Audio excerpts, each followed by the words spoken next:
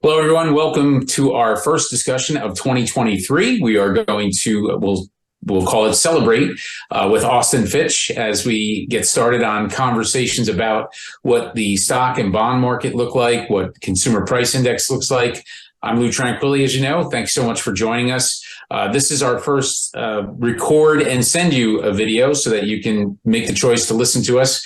As always, there won't be any charts involved in this, so you can just put us on in the background and do whatever you'd like and listen to Austin and I have a good conversation for the next 35 or 40 minutes about stocks, bonds, and whatever else may pop into our minds at the moment. I have, of course, the usual read. I would ask everyone if you could subscribe to the YouTube channel that you're watching this on.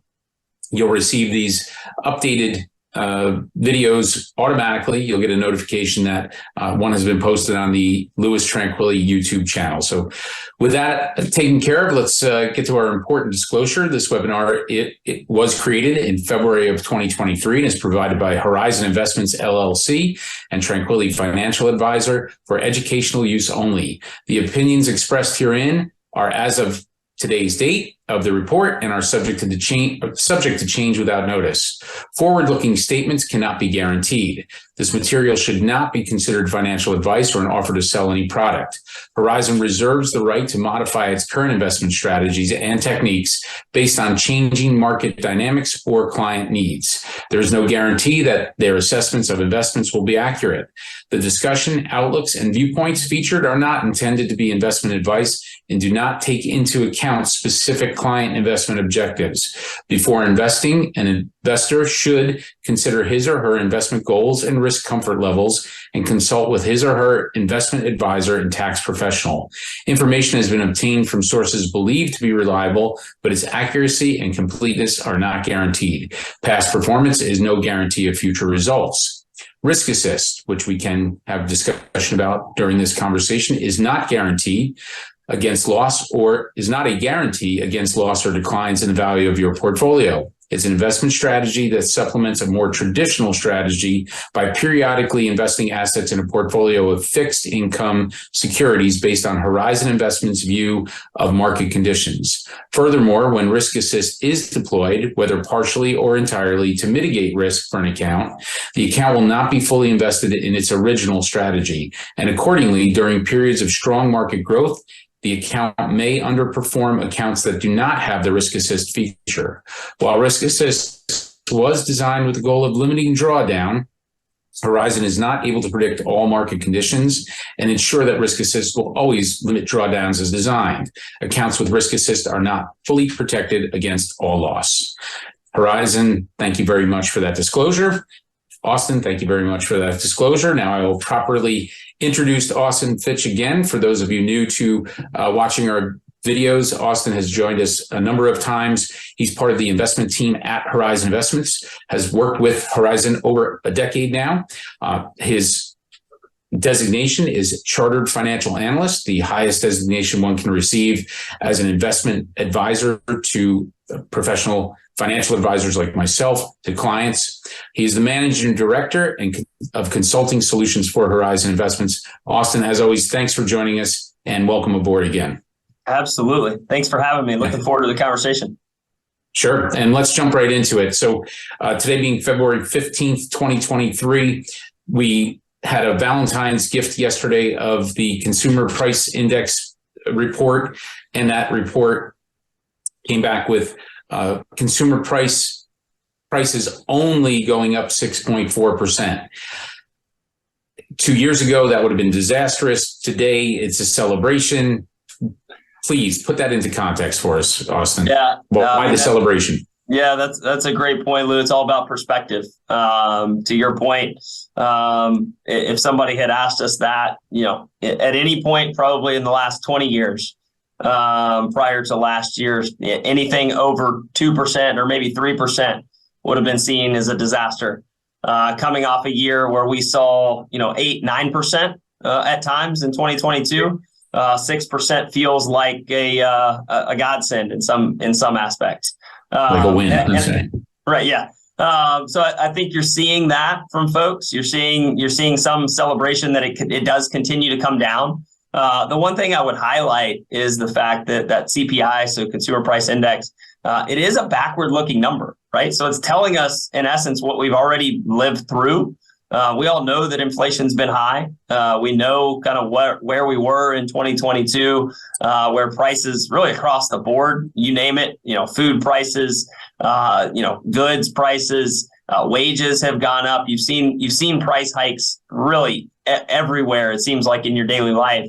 And because of that, the fact that you're starting to see it come down and it's coming through in the data now, I think that is really the reason that you're getting some of that celebration is, everything that we've been feeling and the heightened inflation that we lived through and the fact that you're starting to see that cool off a little bit. The data's supporting it, which is a good sign. Now, to your point, we're still at 6.5%, which tells us that we do have a long way still to go.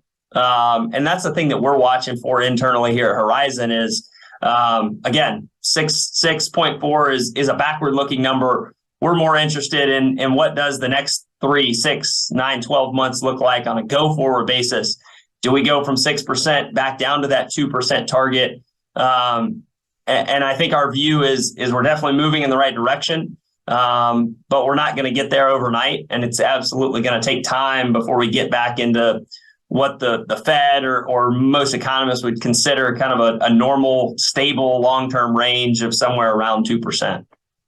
Okay, and that is in reading more and more about this and becoming an expert on balloons recently, along with Consumer Price Index, the target for the Fed really is 2%.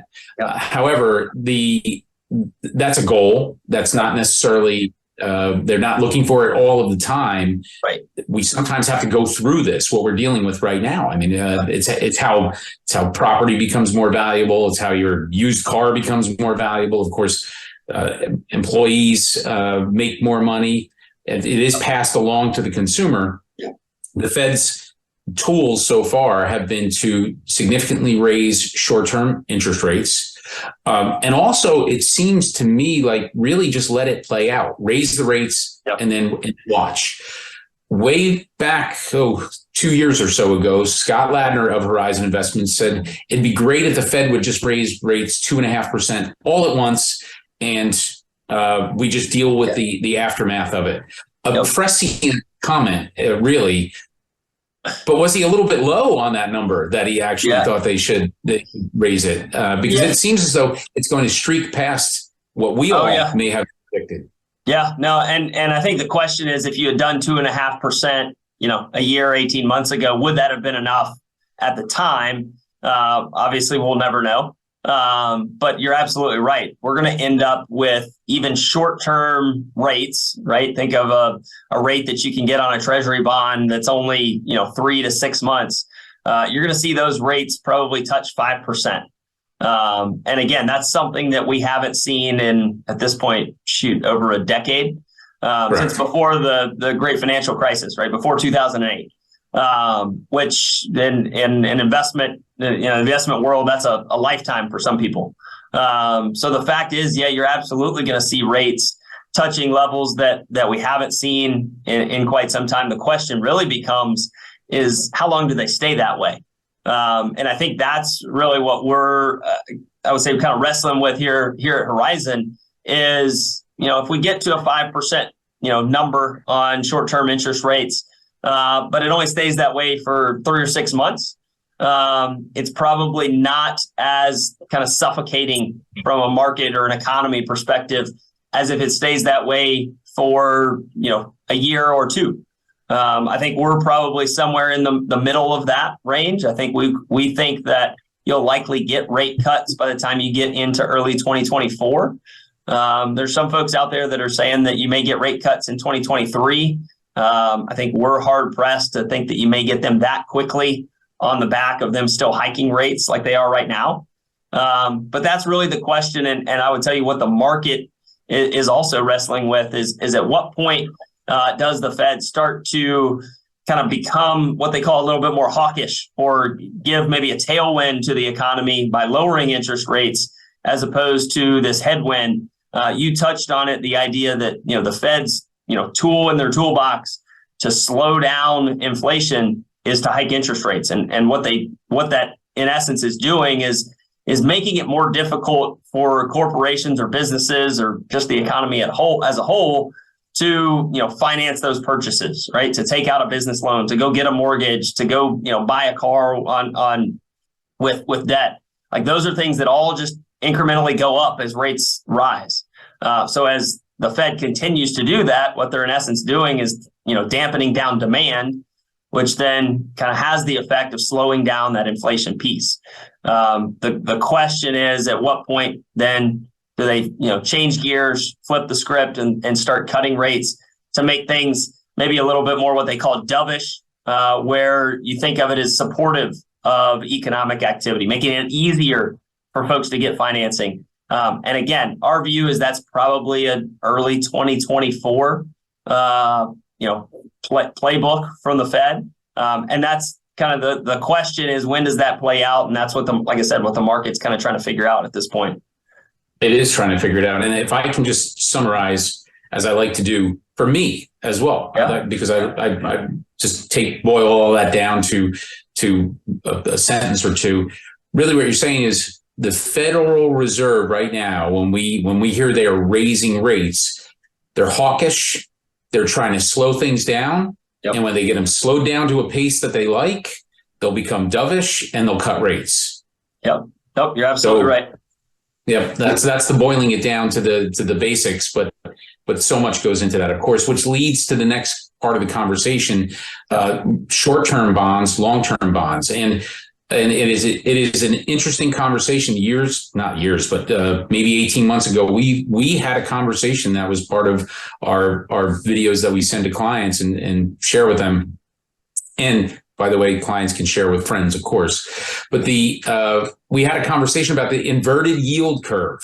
Yep. So we are at the inverted yield curve, and just again, that means short 3 to 6 month, maybe even 1 year length of time. Bonds are paying higher rates of return than your 10-year bond. Well, why would you go out and buy a 10-year bond if it's not paying as much as a 6 month? Why would you do that? You're taking on too much risk with the 10-year when you take a lot less in the 6 month and make more money theoretically. So where are we with bonds, which were 2022's pig in the poke, as we would say, but look like they could turn into a bit of the belle of the ball in 2023. Forget parables. Just go with the specifics on that. I think that's a great question. I think if you look at 2022, you're absolutely right. Bonds had their worst year in decades, right? And that came from the fact that rates rose so quickly. And the bond math behind it is as rates go up, prices go down. There's that inverse kind of correlation. The question that we're talking about and that really kind of gets into what you're asking is, if rates start to come down in 2023, or at least even stabilize, do you start to get some outperformance from fixed income that maybe we haven't seen, like you said, in 12 to 18 months? And I think our view is bonds in 2023 likely perform better. I would say easily perform better in many cases than 2022. That's a really low bar. But I think the real potential for outperformance probably is maybe a little bit further out. Maybe it's that 2024 time period, because that's our expectation of really when you start to get the Fed being a little bit more active in terms of cutting rates. Now, that being said, the nice thing about bonds in 2023 that we really haven't had, like we were just talking about in 15 years, is the fact that you have higher interest rates. So you have rates, even on short-term bonds, that are paying 4, 5, 6%. And that's just something that to be able to get that level of yield from a short-dated, even a treasury bond that has little to no, corporate risk or credit risk associated with it, is just something that we haven't had.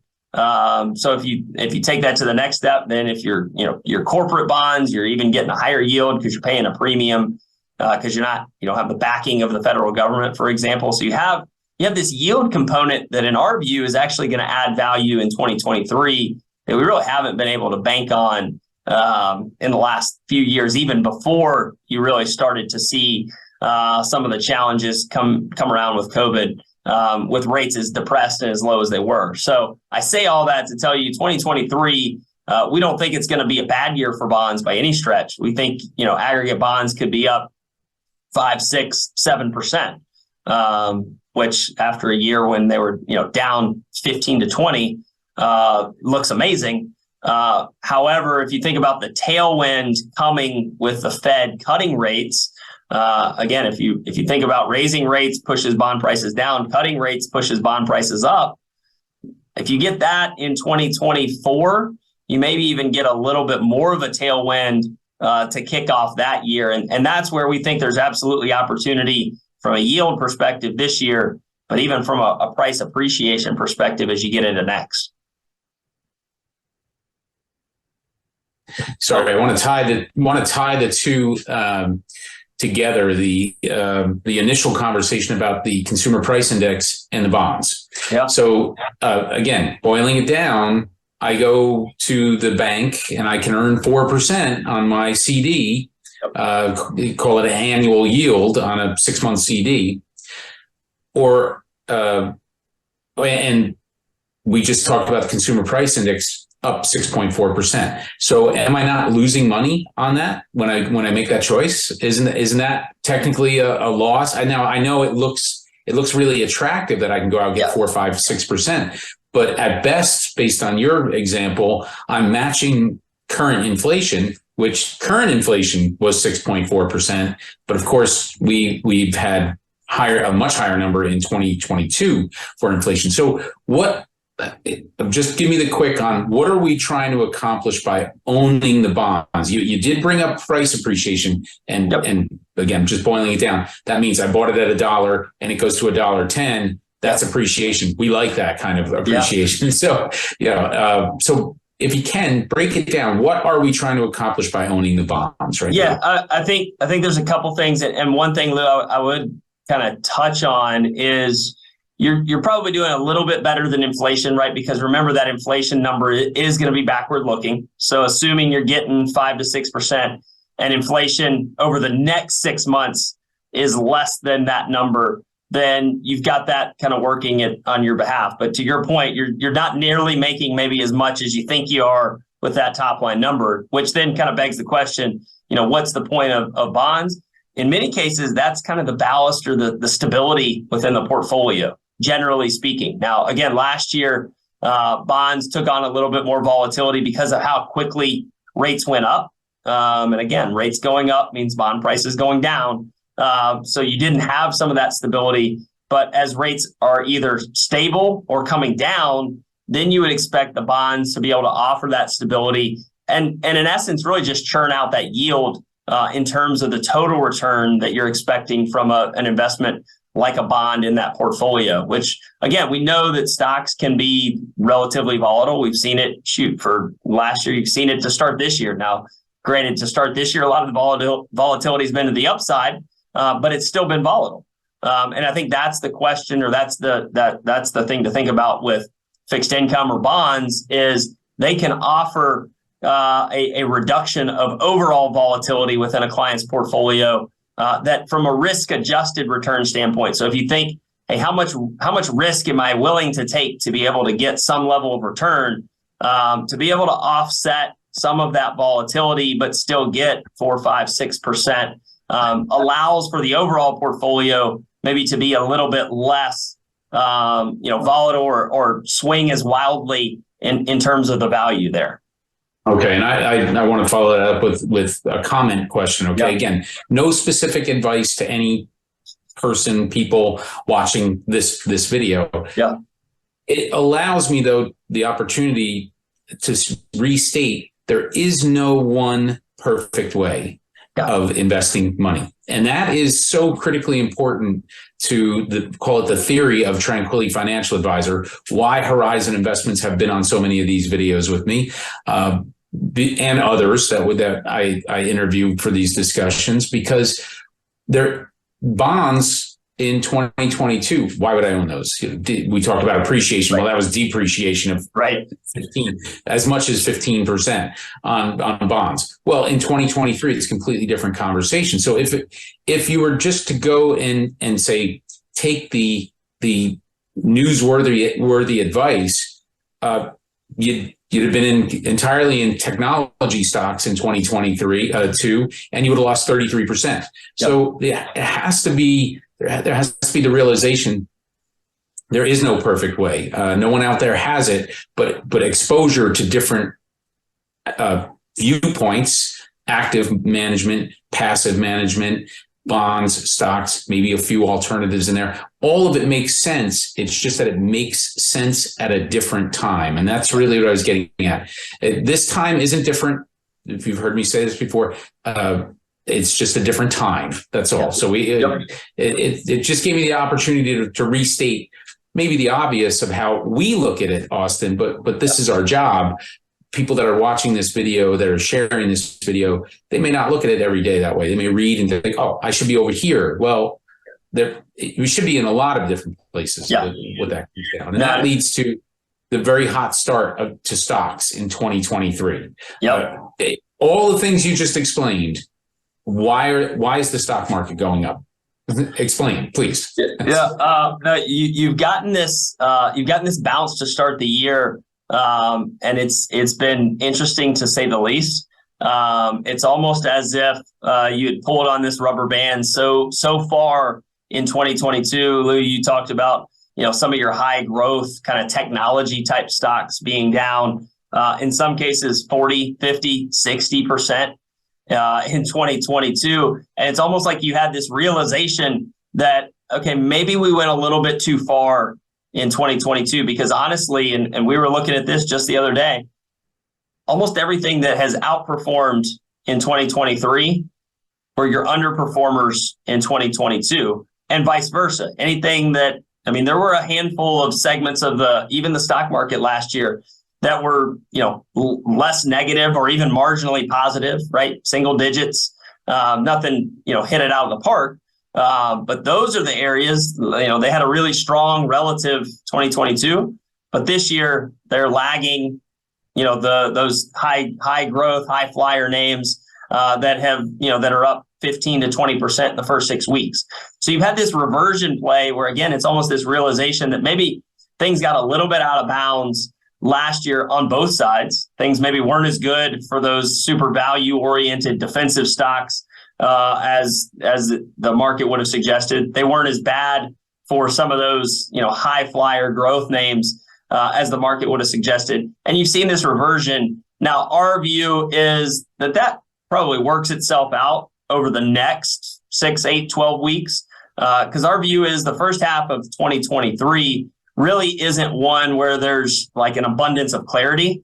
We don't think that, the calendar didn't turn over and somebody, a light bulb came on and we all realized that, Facebook or Meta or, whatever they're called now, Google, Amazon, they didn't realize how to make money after forgetting how to make money last year. It's just you've had this flip of people realizing maybe we got a little bit offsides last year, and you've seen that correct itself.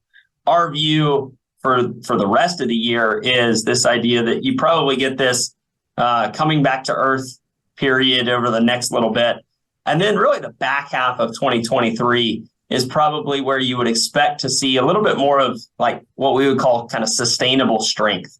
And that's a market where maybe there's opportunity or a trend that really starts to form, and a market that maybe doesn't chop around and just go sideways for another 6 months, but maybe actually starts to go higher again, as opposed to, some of the volatility that we've seen for, 13, 14 months now. All right. Excellent. And I appreciate that forward-looking statement. Probability of recession. It's funny you ask. So if you had asked this question, and we probably did, I'm sure we talked about it last summer, the probability of a recession over the next 12 months was almost 100%.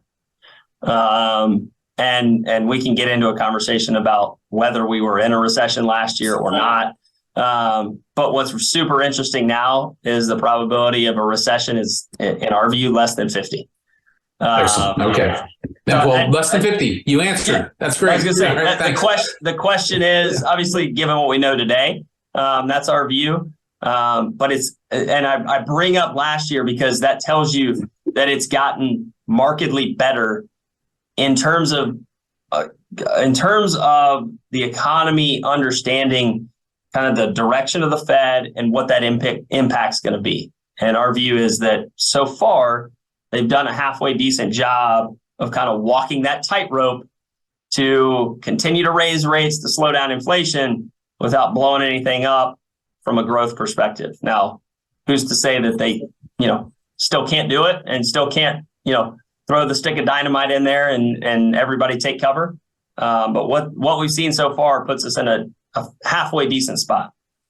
Okay. And again, thanks for that probability of success of under 50% for a recession. And I do and did get your reference to balloons bursting again by saying blowing things up. So there you go. Sorry, I can't get off of that because everyone has become a balloon expert, myself included. With weeks ago, I didn't know these things were flying around. So it's just it adds a little, I'll say a little bit of interest outside of just investing here. So you've been clear in covering these different parts of the market, market meaning stocks and bonds, and then of course the Federal Reserve and their actions, that there isn't a lot of clarity. So in the approach, and we'll make it a sweeping analogy. Okay, we'll go with that right now. Ownership of stocks to bonds to cash, and let me just qualify it with no specific advice here. Just generally, how are you approaching risk right now at Horizon of the amount of or percentage? I'm sorry, that we own in stocks, or that you look at and say this is a good enough percentage in stocks. It's nice to have this amount in bonds, and maybe some cash over here for the use of buying some of the dips here, if we see it. Yeah. Now, and I think one thing I would kind of caveat this with is obviously this is, and I think you're kind of getting at this as well. Obviously, it's dependent on the individual client, right? A client that's got 40 years to spend invested, we would almost always say, hey, take as much risk from a stock bond perspective as you're willing to accept. Cash probably isn't necessarily an asset class that should be considered by somebody that has a lot of time. That being said, the client that's more focused on, preserving or protecting assets, where cash does start to at least be a consideration from an asset class perspective. Again, I would go back into 2022 just to set the picture. Last year, there were times when we were, depending on the underlying strategy, we talked a little bit about kind of risk assist there in the disclosure. Depending on that underlying strategy, we were anywhere from 60 to 80% cash with some of the volatility that we lived through last year. So that hopefully sets a frame for where we're coming from. I would tell you right now, depending on the portfolio, you're probably in the 20 to 10 to 30 range. So it's definitely come down. We still think that there's, as we were talking about, some of that uncertainty absolutely still exists. So I think that's something to bear in mind and keep kind of in the back of your mind, that there's still some uncertainty in the market, but it's gotten markedly better from where we were 6 months ago. And our view is that it probably continues that way. I think collectively, again, assuming nothing dramatically changes with the economic picture, that you're not, nothing unforeseen at this point comes into focus. We could see that number being back down close to zero by the time we, easily get into the summer months. So that's the cash piece. I would tell you the stock bond mix. I would say this, to what we talked about earlier, the bond component is a lot more attractive than it was last year. But that still doesn't mean that you should necessarily be overweight bonds. I think our view there is there's a lot of potential growth opportunity, especially in the back half of the year from a stock market standpoint. So just balancing the stock and bond mix based on the level of kind of risk or volatility you're willing to accept as you normally would is probably where you want to be between those two asset classes. Okay. And because I do so much reading and I reference back to it in my mind as we go through these conversations. In 2022, there were multiple articles I read. Is the 60-40, 60% stock, 40% bond portfolio, is it dead? Well, here we get to 2023. We're 6 weeks into it, and all of a sudden, it's back to life kind of thing. Be willing is what it is the theme of today, which is be willing to look in different areas that we are suggesting and different theories. And that's, again, what part of the reason that we've had such a long-term relationship, Horizon Investments, Tranquilli Financial Advisors, the fact that Horizon, you're willing to reassess. You understand that we don't necessarily use only Horizon Investments at Tranquilli Financial Advisor, that we're combining different theories. And this is why you are explaining why in all of these different factors, because you have the Horizon view, others have their own view. No one is perfect at this. It's really, I keep going back to it today, but simply because we've had a really great viewpoint of it over the last 14 months plus of how volatile this can be and how we need to prepare for each one of those pieces of volatility. And we've done so, which I'm of course proud and happy for everyone that we talk with about that. So with that, we're just over a half an hour of conversation here, and I promise we keep it about 35 minutes. If there was something that I didn't touch on that you're speaking about at Horizon Investments, can you share it with us right now? Is there something that we should at least mention as part of this conversation? Maybe something looking forward? Yeah, I mean, I know we've touched on a lot of it. I think the thing that I would say is, for the first time probably in 2023, you may actually see international markets become attractive again from a stock positioning standpoint. And that's because a lot of different reasons are in play. We think the Russia-Ukraine war probably resolves itself at some point during the year. You've seen in China specifically, coming out of lockdown over the last couple months at this point. Not necessarily that means you should, go invest in China directly, but the second derivative of that is a pretty big deal for the global consumer, right? It opens up manufacturing that's been, in essence, shut down in a lot of cases for the last couple of years. So in theory, that should make prices a little bit more attractive. It obviously gives you a whole extra billion plus people that are consuming again at a higher level, right? And the thing that we've done is look, remember where we were, I guess it was January of 2021, right? We had been, I won't even say we were in lockdown, but we were coming through 2020 with some pretty strict COVID policy, even in the US. Right. At that time, January of 2021, the US and China were roughly at around the same level of COVID policy in terms of kind of shutdown, if you don't think of it that way, economic activity. Obviously, we know how the US policy changed and where we stand today. Think of it, though, as China has maintained that level of policy strictness since then, over the last 2 years.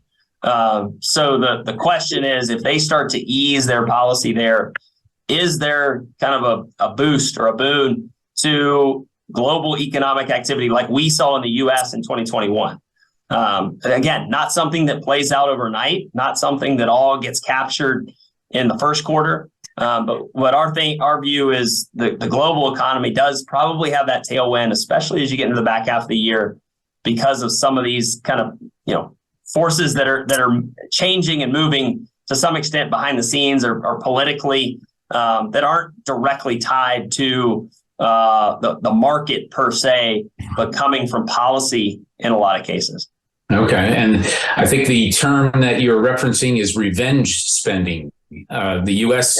was a revenge spender in 2022. And now the possibility is that 1 billion plus people in China who've experienced an extended lockdown will go out and revenge spend, pushing forward a lot of the economy in Asia and Europe. So Austin, before we go, I just want to mention it to everyone again. Please subscribe to the YouTube channel for Louis Tranquilli, and you'll get these recordings. You'll get a notification. They've been posted automatically. I want to thank you again for your time. We'll do it again at least one more time in 2023, I would assume. And I'd say probably more like 2 or 3 more times if you'll join us. So Thanks again, Austin. Always a pleasure. Really appreciate it, Lou. Thanks for having me. You bet.